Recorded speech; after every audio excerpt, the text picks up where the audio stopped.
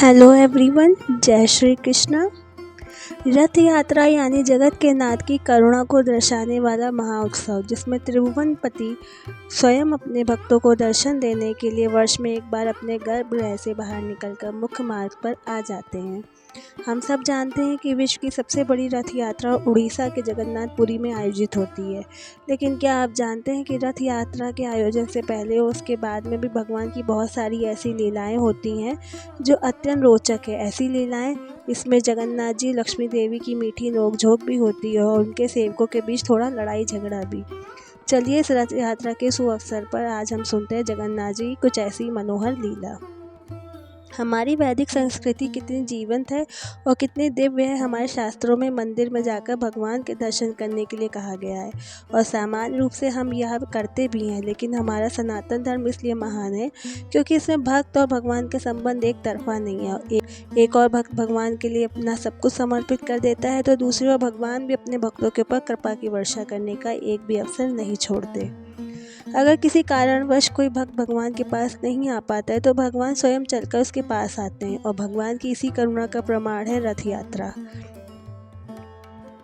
रथ यात्रा उत्सव प्रत्येक वर्ष आषाढ़ मास के शुक्ल पक्ष द्वितीय तिथि को जगत के नाथ भगवान जगन्नाथ जी अपने भाई बलदेव और बहन सुभद्रा जी के साथ नगर यात्रा पर निकलते हैं, जिसे हम रथ यात्रा उत्सव कहते हैं। और इस समय वे अपने भक्तों को दर्शन देने के लिए अपने गर्भगृह से बाहर आकर मुख्य मार्ग पर आ जाते हैं। जगन्नाथपुरी में कुछ लोगों का प्रवेश वर्जित किया गया है, लेकिन ऐसे भी लोग हैं इस रथ यात्रा के दिन भगवान जगन्नाथ जी के दर्शन कर सकते हैं। वास्तव में जगन्नाथ जी अपने स्वरूप में राजा इंद्रद्युम्न के समक्ष प्रकट हुए थे और उस समय उन्होंने राजा को कुछ आदेश और कुछ वचन दिए थे। जिस दिन जगन्नाथ जी राजा के समक्ष प्रकट हुए थे वह दिन था ज्येष्ठ पूर्णिमा। इस दिन जगन्नाथ जी ने राजा को यह भी आदेश दिया था कि इस दिन उनका महाअभिषेक करवाया जाए और इसलिए जगन्नाथ जी के जन्म के उपलक्ष्य में प्रत्येक वर्ष स्नान यात्रा उत्सव मनाया जाता है। इस दिन सर्वतीर्थम कुएं से 108 सुवर्ण के घड़े भरकर जल लाया गया और जगन्नाथ जी बलदेव और सुभद्रा मैया का महास्नान यानी कि स्नान यात्रा संपन्न करवाया गया। वो प्रथा आज भी चल रही है।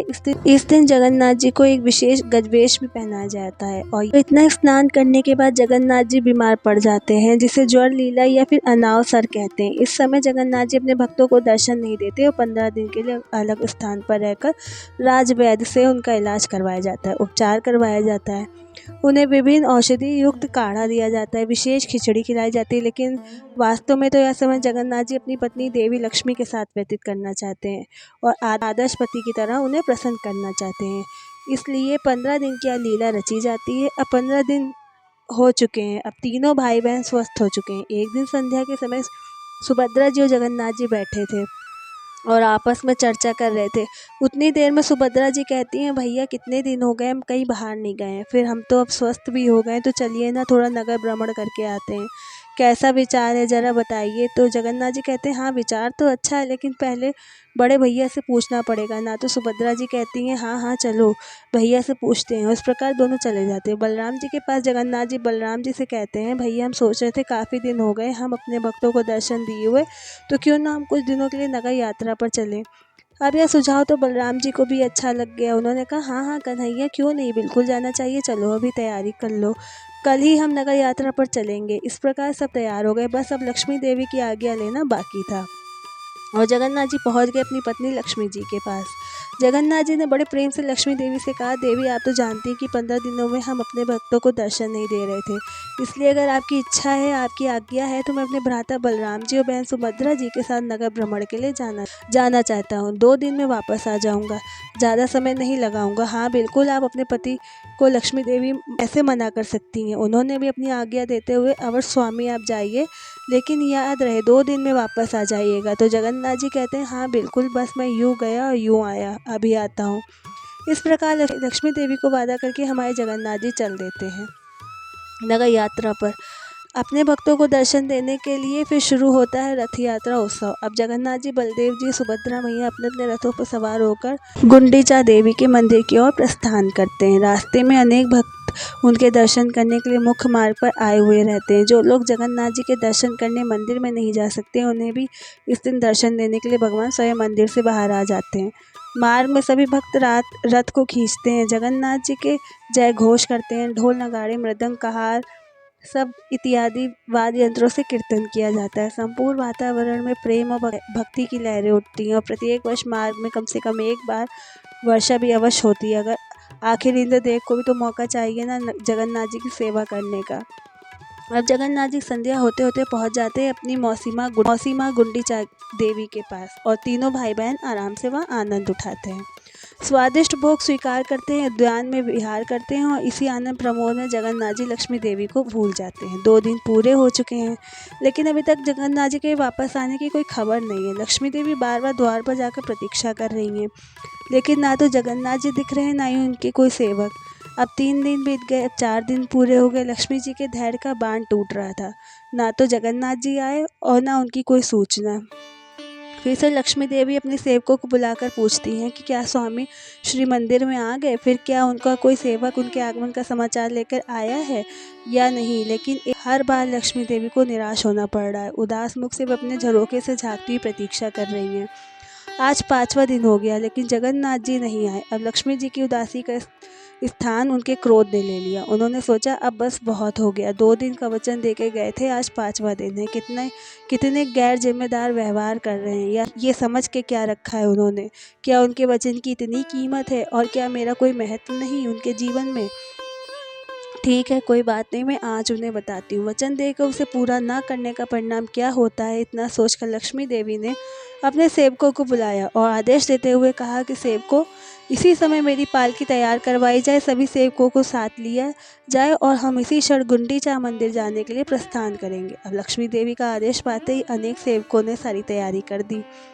लक्ष्मी जी के लिए एक सुंदर पालकी तैयार करवाई गई। अपने संपूर्ण ऐश्वर्य और ठाठ के साथ लक्ष्मी देवी पालकी में बैठकर गुंडीचा मंदिर जाने के लिए निकल पड़ी। मार्ग में उनके आगे से पूर्व उनके सेवक ढोल मृदंग शंख इत्यादि वाद्य यंत्र बजा रहे थे तो उनके आगमन का समाचार जगन्नाथ जी को मिला। जगन्नाथ जी के एक सेवक ने उनके पास जाकर कहा, स्वामी माता लक्ष्मी आई हैं, कुछ क्रोध में दिखाई दे रही हैं। सुनकर जगन्नाथ जी को अचानक याद आ गया अपना वचन जो उन्होंने लक्ष्मी देवी को दिया था, जिसे वह भूल चुके थे। आखिर जगन्नाथ जी को बड़ा दुख हुआ, लेकिन अब क्या करे, भूल तो हो गई है। अब अपनी पत्नी को मनाने के सिवा कोई विकल्प तो था नहीं, लेकिन उनको डर भी था कि उनके सामने जाएं तो कैसे जाएं, और वह भी ऐसे समय जब वे इतनी क्रोधित हैं। फिर जगन्नाथ जी ने बीच का रास्ता निकालते हुए सोचा, नहीं, इस समय उनके समक्ष जाना उचित नहीं है, जब उनका क्रोध शांत हो जाएगा फिर देखा जाएगा। अब इधर लक्ष्मी देवी की पालकी जैसे ही गुंडीचा मंदिर के आंगन में पहुंची तो जगन्नाथ जी के सभी सेवक गण वहाँ एकत्रित हो गए। उन्होंने तो देख तो लिया था कि लक्ष्मी देवी अत्यंत क्रोधित हैं, बस मंदिर में प्रवेश ही करने वाली। तभी जगन्नाथ जी के सेवकों ने मंदिर का द्वार जोर से बंद कर दिया। अब यह देखकर लक्ष्मी देवी को बहुत ज़्यादा क्रोध आ गया। उन्होंने सोचा, स्वामी आप यहाँ मेरे बिना ही अपने बड़े भैया और बहन के साथ सुखपूर्वक रह रहे हैं। आपने मुझे वचन दिया था 2 दिन में वापस आएंगे, लेकिन आज 5 दिन हो गए, आपको इस बात को थोड़ा विचार भी नहीं आ रहा। मैं आपकी प्रतीक्षा कर रही होंगी और ऊपर से आप द्वार भी बंद करवा रहे हैं। कोई बात नहीं, जैसी आपकी इच्छा। अब लक्ष्मी देवी अपने सेवकों से कहती हैं, ये रहा मेरे स्वामी का रथ, नंदी घोष जाओ उसे तोड़ दो। और लक्ष्मी जी के सेवकों ने अपनी स्वामिनी का आदेश पालन करते हुए जगन्नाथ जी का रथ तोड़ दिया और वह जगन्नाथ जी के सेवकों लक्ष्मी देवी के सेवकों के बीच में थोड़ी मार पिटाई भी हो जाती है। उसके बाद लक्ष्मी देवी चुपचाप वहाँ से वापस श्री मंदिर में आ जाती हैं, लेकिन इस बार वे मुख्य मार्ग से नहीं आती हैं, लेकिन गोहरी गली से आती हैं। उड़िया भाषा में हीरा का अर्थ होता है देखना। जब लक्ष्मी देवी अपने पति जगन्नाथ जी को देखने के लिए 5वें दिन जाती हैं तो उसे हीरा पंचमी का उत्सव कहते हैं। अब 9वें दिन तीनों भाई बहन के रथ वापस श्री मंदिर जाने के लिए तैयार हो जाते हैं। जगन्नाथ जी, बलदेव और सुभद्रा जी ने माता गुंडीचा से वापस जाने की आज्ञा ली, उन्हें प्रणाम किया और वापस अपने रथ पर आरूढ़ हो गए। इस वापस जाने की यात्रा को बौड़ा यात्रा के नाम से जानते हैं। उसमें इतनी धूमधाम नहीं होती, लेकिन फिर भी भक्त अवश्य होते हैं। आप देखिए, बलदेव जी और सुभद्रा जी का रथ तो सीधा द्वार तक आ जाता है, लेकिन जगन्नाथ जी सिंह द्वार पर जाने से पहले गजपति महाराज के महल के द्वार पर कुछ समय के लिए खड़े रहते हैं। इस समय गजपति राजा उनकी पूजा अर्चना करते हैं। उसी समय लक्ष्मी जी के सेवक यह सूचना जाकर लक्ष्मी देवी को देते हैं।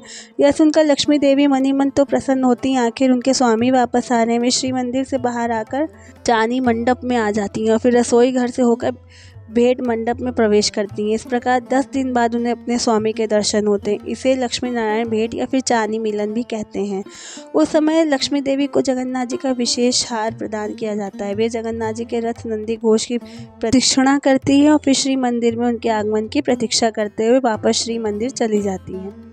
लेकिन अभी भी लक्ष्मी देवी के मन में कुछ चल रहा था। कुछ समय बाद जगन्नाथ जी का रथ भी सिंह द्वार पर आ गया। अब फिर से तीनों भाई बहन श्री मंदिर में प्रवेश करने वाले हैं, लेकिन यहाँ रथ यात्रा समाप्त नहीं होती। आपको क्या लगता है, लक्ष्मी देवी इतनी सरलता से जगन्नाथ जी को क्षमा कर देंगी? जी नहीं, बलदेव जी और सुभद्रा मैया का तो सीधा श्री मंदिर में प्रवेश हो जाता है, लेकिन हमारे प्यारे जगन्नाथ जी, जिन्होंने अपनी पत्नी को रुष्ट किया था, वे बाहर ही फंस जाते हैं। लक्ष्मी जी के आदेश पर उन्हें मंदिर में प्रवेश नहीं करने दिया जाता। जगन्नाथ जी के सेवक क्षमा याचना करने लगते हैं, लेकिन लक्ष्मी देवी बिल्कुल नहीं मानती और आखिर थक हार कर जगन्नाथ जी लक्ष्मी देवी को प्रसन्न करने के लिए बड़े बड़े रसगुल्ले और फूलों की माला लेकर उनके पास पहुंच जाते हैं, उनसे क्षमा याचना करते हैं और तब जाकर लक्ष्मी देवी प्रसन्न होती हैं। आखिर पति पत्नी की यह मीठी नोकझोंक समाप्त होती है और जगन्नाथ जी के लिए श्री मंदिर के द्वार खोल दिए जाते हैं। तो यह थी भगवान जगन्नाथ जी की रथ यात्रा महोत्सव की सुंदर कथा। अगर आपको मेरा ये वीडियो पसंद आया हो तो please like share and subscribe कीजिएगा। Thank you. जय श्री कृष्णा।